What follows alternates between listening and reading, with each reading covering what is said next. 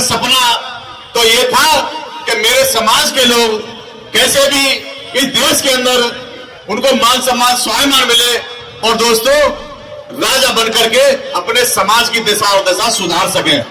ऐसा बाबा साहब अम्बेडकर का सपना था। सम्राट अशोक का भारत बनाना चाहते थे बाबा साहब अम्बेडकर, और हम लोग तमाम छोटी छोटी प्रलोभन में आकर के, छोटी छोटी बातों में आकर के, छोटे छोटे लालच में आकर के, और दोस्तों अपने वोट का सही इस्तेमाल नहीं कर पाते हैं।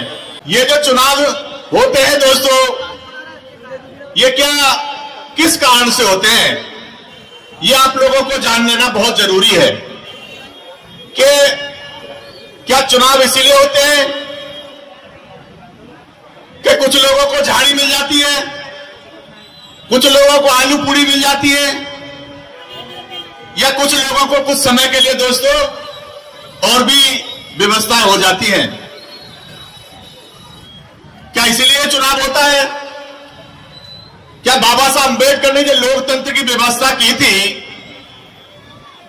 या ये वोट का अधिकार आप लोगों को दिया था, क्या इसीलिए दिया था कि हमारे समाज के लोग, हमारे लोग कुछ चंद समय के लिए जब जब चुनाव आएगा उनको झाड़ी की, साड़ी की, पीने की, पाने की, खाने की व्यवस्था हो जाएगी दोस्तों? नहीं। क्या बाबा साहब अम्बेडकर ने यह सपना तो नहीं देखा होगा मेरे साथियों? बाबा साहब अम्बेडकर का उद्देश्य यह था कि इस देश के अंदर जब जब चुनाव होंगे मेरे समाज के लोग अपना वोट का सही इस्तेमाल करके अपनी दशा सुधारने का काम करेंगे। ये दोस्तों चुनाव इसीलिए होता है कि हम लोग अपनी दिशा और दशा सुधार सकें, इस वोट का महत्व को हम लोग समझ सके। दोस्तों चुनाव 5 साल में 3 बार आता है। एक बार आप लोग लोकसभा के चुनाव में वोट डालने का काम करते हो, एक बार आप लोग विधानसभा में वोट डालने का काम करते हो दोस्तों, और एक बार आप दिल्ली नगर निगम में भी वोट डालने का काम करते हो। और जब वोट डालने के लिए जाते हो दोस्तों तो आप ये दिलो दिमाग में रख करके जाएं कि बाबा साहब अम्बेडकर का सपना तो ये था कि मेरे समाज के लोग कैसे भी इस देश के अंदर उनको मान सम्मान स्वाभिमान मिले और दोस्तों राजा बनकर के अपने समाज की दिशा और दशा सुधार सके। ऐसा बाबा साहब अम्बेडकर का सपना था।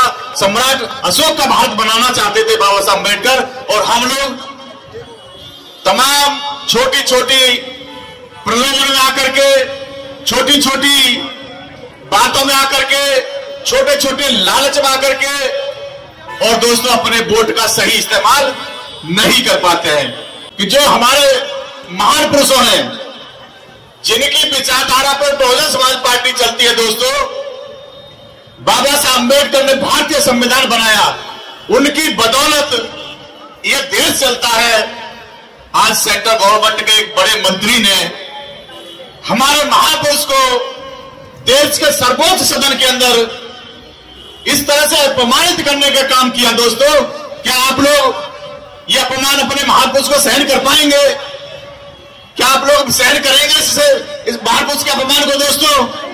दिल्ली सरकार की मैं बात करूं दोस्तों तो वो भी दोस्तों माशाअल्लाह, उसने तो हद ही कर दी मेरे साथियों।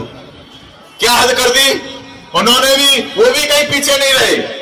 उन्होंने भी 26 जनवरी को, जिनकी वहां सरकार चल रही है पंजाब के अंदर, उन्होंने भी दोस्तों क्या किया आप सबने देखा होगा, वीडियो के माध्यम से, सोशल मीडिया के माध्यम से देखा होगा, टीवी के माध्यम से देखा होगा, बाबा साहब अम्बेडकर की मूर्ति को खंडित कराने का काम किया दोस्तों। और यहां भी पेट नहीं भरा तो उन्होंने जो बाबा साहब अम्बेडकर के संविधान की जो बुक होती है, प्रति होती है, उसको भी जलाने का काम किया कि नहीं किया?